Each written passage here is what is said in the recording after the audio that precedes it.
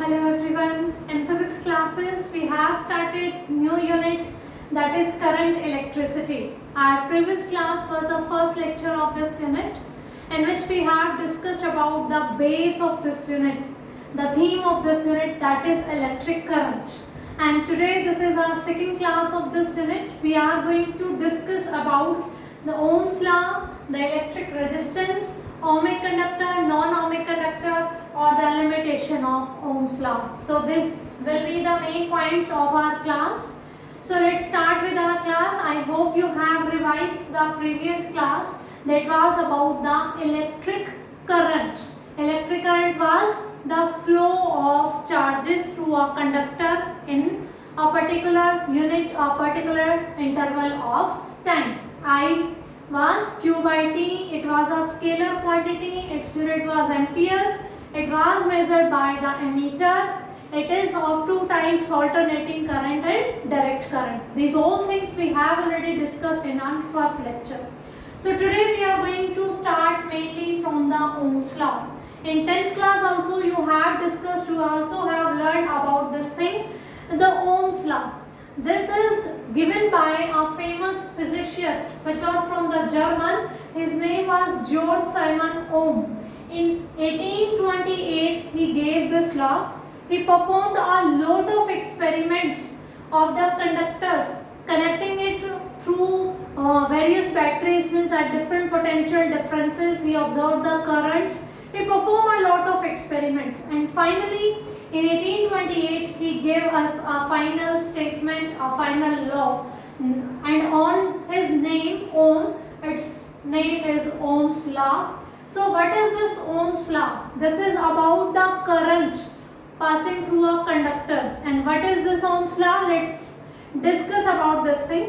When we were discussing about the electric current, I told you about the cause of electric current. We know a conductor is having free electrons, but when they are going to move in a particular direction, that thing, that cause was potential difference. We were connecting that conductor with a battery or a cell. That battery is going to provide a push to the charges to flow in a systematic way, and that potential was responsible for that current. So I was saying if we are not connecting conductor with any source of the potential, then no current is flowing through that. The same thing is here. He is saying, according to Georg Simon, that we are connecting a conductor with a battery, then of course our current starts flowing through it, and the direction of current is from positive terminal of the battery towards the negative terminal of battery, and electrons, free electrons which are present in this conductor are drifting towards this positive terminal of battery. This thing we have already discussed. So according to the Ohm's law, the current produced in a conductor is directly proportional to the potential difference applied to this conductor. Okay, we were saying now the cause of current is the presence of potential difference at the two ends of the conductor. When we connected this thing with a battery, okay, which is creating a potential difference at its end, this is making the flow of charge. So current is directly proportional to the potential. If we are connecting it with a small potential difference battery, means which is having a potential difference of less voltage, 2 volt battery, and when we are saying 20 volt battery, okay, there is a difference. 2 volt battery means the potential difference between these two ends is 2 volt. 20 volt battery means the potential difference between these two ends is 20 volt. Okay, so this is going to move the charges accordingly. If the large push is available, okay, so large amount of charges speedily going to move through that. So that is going to create a large amount of current.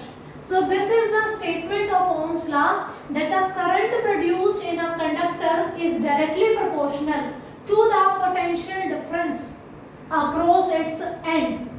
But one condition was applied there, that the physical conditions surrounding this conductor should remain unchanged. And what are these physical conditions? Suppose the temperature surrounding it, the pressure around it should be remain constant. Means when you are starting this experiment, you want to observe something on a conductor, then the physical quantities in its surrounding should remain unchanged.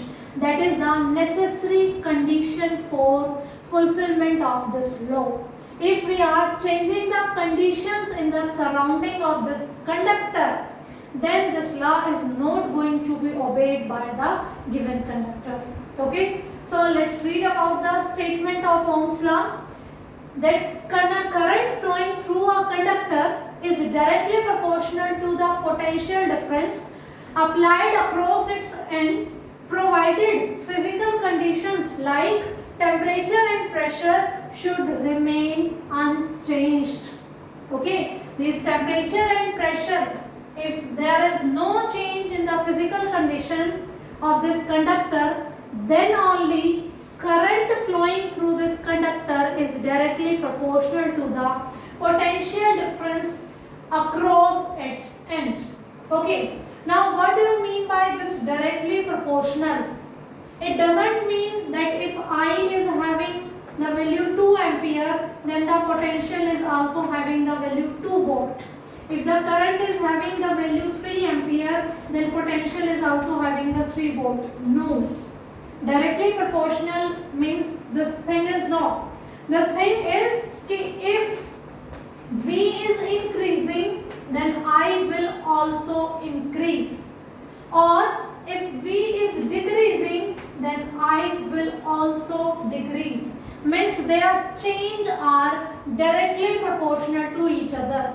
If there is an increase in one, then there will be the increase in another also. If two quantities x and y are directly proportional to each other, then their changes are going to be similar. If one is increasing, another's value is also going to be increased. If one is decreasing, the value of another is also going to be decreased. And if we plot a graph between their values x and y, then they are going to make a straight line. Okay. If suppose I will choose different points on this graph.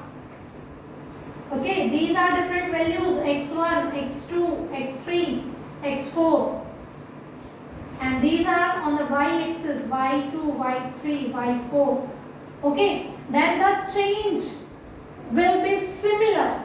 If there is increase in x, there is also increase in y. This is the meaning of directly proportionality. Okay, so according to this law, we are saying I is directly proportional to V, or we can say V is directly proportional to I, because if there is an increase in one, there is an increase in second also. So we can write this thing also. If I remove this proportionality symbol, then a constant of proportionality will be there, that is R. So V is equals to Ri. We can say this R is constant of proportionality. Okay, if two things are directly proportional to each other, when we are going to remove this directly proportionality symbol, a constant will be there, and here that constant is R. Okay, so R is constant of proportionality, and it's also known as resistance. Electric resistance. Its name is resistance. Okay, now resistance is V upon I. When we were doing the first chapter, unit electrostatics, and its second chapter, we were discussing about the topic capacitance. We were saying Q is directly proportional to V. And when we remove the proportionality symbol, it was equals to, the constant was C, capacitance of the conductor. Q is equals to CV, or C was equals to Q by V. In our second chapter, when we were discussing about the capacitance, we have discussed in detail. The same thing is here. For the conductors, when the current is flowing through a conductor, it is depending on the potential difference across its end. Okay, I is directly proportional to V, or we can say V is directly proportional to I. Both are going to change in similar respects.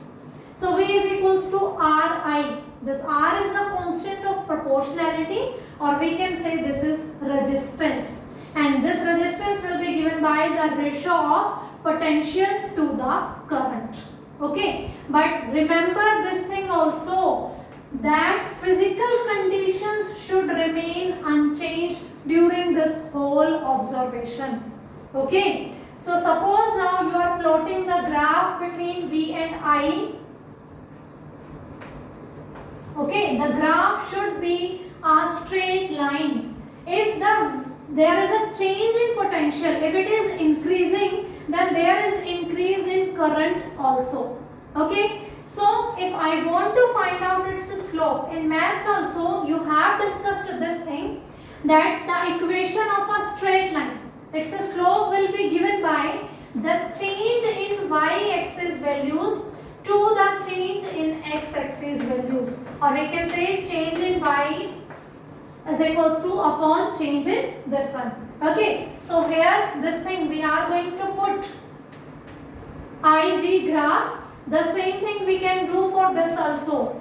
If we are drawing it V to I will tell you the difference when we are going to discuss about the numericals. Okay, so it will be delta V upon delta I here, and this thing is the resistance. We can say resistance is the slope of graph. Okay, slope of graph, VI graph or IV graph. They both are directly proportional to each other. We will get a straight line always. What's the difference when we are taking V on the x-axis or we are taking I on the x-axis? These things we are going to discuss in detail when we are going to solve out the numericals of this chapter. Okay, but both the graphs will be the straight line. Why? Because they both are proportional to each other. Never think that R will be equals to I upon V. No. R will always be equal to V upon I. It is the ratio of potential difference of a conductor to the current flowing through it. R is equals to V upon I. Or we can say that it is the constant of proportionality. Its name is electrical resistance. And also we can say this is the slope of IV graph. We talk about this thing why? Because we say always the term on the x-axis to the term on the y-axis. So IV graph. This difference of course we are going to discuss during our numericals. But the graph will be same for the both IV and VI. Why? They are directly proportional to each other. For example, let's discuss in the terms of some values like V and I. Suppose its values are 2 volt, 4 volt, 6 volt, 8 volt, 10 volt. And here you are observing the current, suppose 3 ampere, 6 ampere, 9 ampere, 12 ampere, 15 ampere, like this. So you can observe the changes. Potential is increased by 2 to volt. 2 volt to 4 volt, then 4 volt to 6 volt, then 6 volt to 8 volt. The change in the potential every time is of 2 volt. Okay, and here you observe that 3 ampere, then 6 ampere, then 9 ampere, then 12 ampere. The change in the current is 3 ampere. So if we are changing the potential by 2 units, always there will be a change in current by 3 units. Okay, whether its value is 2, then 4, then 6, whatever. But when you change its value by 2 unit, either from 2 to 4 or from 6 to 8 or from 4 to 6, always there will be a 3 unit change of the current. 3 to 6, 6 to 9. So this is the meaning of this directly proportionality. So this is the statement of Ohm's law. Let's discuss about now resistance. We have defined that resistance is the ratio of potential difference to the current flowing through a conductor. It is the directly proportionality constant, and we can calculate it by the slope of IV graph. Okay, now R is equals to V by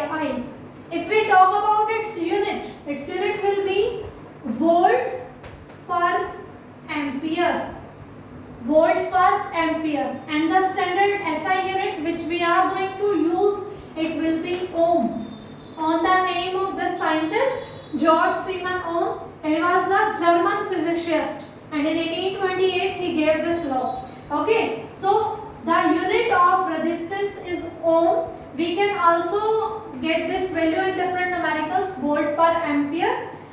The most widely used unit is ohm, and its symbol is going to be this one. In your 10th class also you have discussed the ohm, electrical resistance and Ohm's law. So ohm will be the unit of resistance. It is denoted by this symbol, okay, and it is ratio of potential to the current. As we have discussed during the chapter of capacitance, we told that the capacitance of a conductor is not depending on this Q as well as on V. It does not depend on the value of charge and potential. It depends on the dimensions of conductor, shape and size, and the medium in which the conductor is placed. The same thing is here. This R does not depend on the potential across its ends of the conductor and the current passing through it. No, it does not depend on this thing. R is going to depend on the dimensions of conductor. Okay, this is the main thing. The symmetry is there between the capacitance and resistance. Resistance is depending on the dimensions of current. What is its length? What is its area? Of which material resistance you are using. Okay, you are using copper, you are using nichrome, you are using anything. So what is its resistance? It depends on the nature of material also. Nature of material. And it also depends on its dimension. How long the resistor is, how thick the resistor is, means its length, its area. Okay, these things are going to play the important role in the electric resistance. So basically electric resistance, if we want to define what is it, electric resistance is a hindrance. It is an obstruction, okay, offered by the conductor to the flow of current. A current is flowing through a conductor. What are the hindrances? What are the obstacles are there which are resisting? Okay, who are resisting the flow of that current through the conductor is known as resistance. What will be its cause? What do you think that what is going to be the cause for this resistance? Means who is responsible for this resistance? Who is there which is I think resisting this flow of the current? We are saying that a conductor is having free electrons in it. If we are not connecting it with a battery, they are moving randomly in here and there in different directions. Okay, but when we are connecting it with a battery, it get a direction. The electron will going to attract towards this battery. Means the thing will be systematic. All the electrons are going to move in a particular direction. Then what happen? Collisions. Then what happen? Collisions will be there. Collisions of electrons, collisions of electrons with atoms. These collisions are going to be means restrict. They are going to be means treating as the obstacles for this current flowing through the conductor. Suppose normally two people are walking on a normal road, that's very simple. But if they are colliding with each other, then their motion is going to be disturbed. There will be a time lacking between their the time they are taking to reach their destination. Similarly, these all electrons want to move towards this end. Okay, and but if they are suffering from the different collisions, there will be the time, they will consume more time to reach their final destination. So the cause for the resistance is the different collisions. When we are connecting the conductor with a battery, there will be the flow of charges, and these flow of charges are going to be make some collisions with each other, and these collisions are going to cause the hindrance, the restrictions for the flow of current, and that hindrance is known as resistance. So the thing we have discussed, the capacitance, capacity of a conductor to store the charge. Okay, so capacitor, we were also giving the name to something, capacitance of capacitor. Similarly, resistance is a means ability to means hold the current, to slow down the current, to stop the current. This is the resistance, and the device which is having resistance is also known as resistors. In 10th class also you have discussed about the resistors. Okay, resistors combination, series combination, parallel combination, as we have already done for the capacitance also in our second chapter, electrostatic potential and capacitance. The same thing is for the resistors also. The combination in series and parallel is also there. So I hope the concept of resistance is also clear to you. Its unit is ohm, as well we can say volt per ampere. If we talk about its dimensional formula, R is equals to V by E. Okay, V will be work done per unit charge. So let's write down the dimensional formula. Work done ml2 t minus 2 upon charge is equals to IT, because current was charged per unit time. So charge is equals to IT, that is AT upon current is ampere. So on solving this thing we get ml2 t minus 3 a minus 2. So this will be the dimensional formula for resistance. ml 2t minus 3 a minus 2, and ohm is its units. And the cause of resistance is the various collisions between the electrons, atoms which are flowing through the conductor. So I hope the Ohm's law and the resistance is clear to you. Now we are saying that resistance is independent of this potential and current, but it is depending on the dimensions of current. This thing we are going to discuss in our upcoming classes, where we are going to define you the term resistivity, conductivity, charge density, current density, etc. There we are going to discuss in detail that how resistance is depending on the dimensions of a conductor. Okay, now the ohmic conductor and non-ohmic conductor. It can be asked like ohmic devices or non-ohmic devices. The devices or the conductors which are obeying the Ohm's law are known as ohmic devices, and the devices which are not obeying the Ohm's law, they are known as non-ohmic devices or non-ohmic conductor. How can you differentiate ohmic and non-ohmic? Just we have to perform a small experiment for them. We are going to find out the value of V and I. Okay, if we are getting a straight line passing through the origin, on x-axis we are having current and on y-axis we are having potential. If we are getting a straight line, then yes, this is a conductor, this is a device which is obeying the Ohm's law. Okay, so they are the examples of ohmic devices. And if this graph is like this, straight line is there but it is not starting from the origin. This thing is what? This is also showing that the conductor or the device for which you are drawing this thing is not following the Ohm's law properly. So it is this non-ohmic conductors are showing the limitations of Ohm's law. Means this Ohm's law is not universal. Everything is not going to follow this law, as we have done the Newton's laws of motion or Newton's law of gravitational forces, Newton's law of electrostatic forces, we have discussed Coulomb's law. They all were the universal laws. Everything is going to follow those rules. But here, this is not followed by the everyone. So this is not the universal law. There are some devices which are not following this. So this will be the limitation of the Ohm's law. This graph may be of the form like this.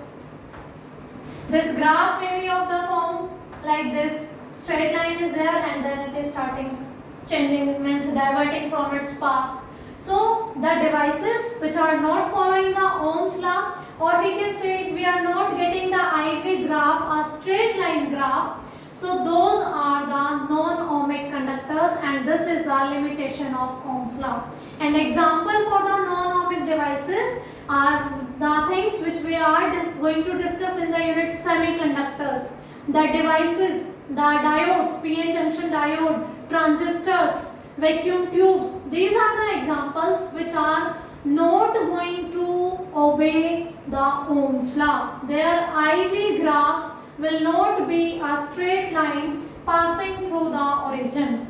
So this is the limitation of Ohm's law, and you can define the ohmic and non-ohmic conductors. So I hope the Ohm's law and the electric resistance both are clear to you. Next topics we are going to discuss in next classes. Thank you. This is sufficient for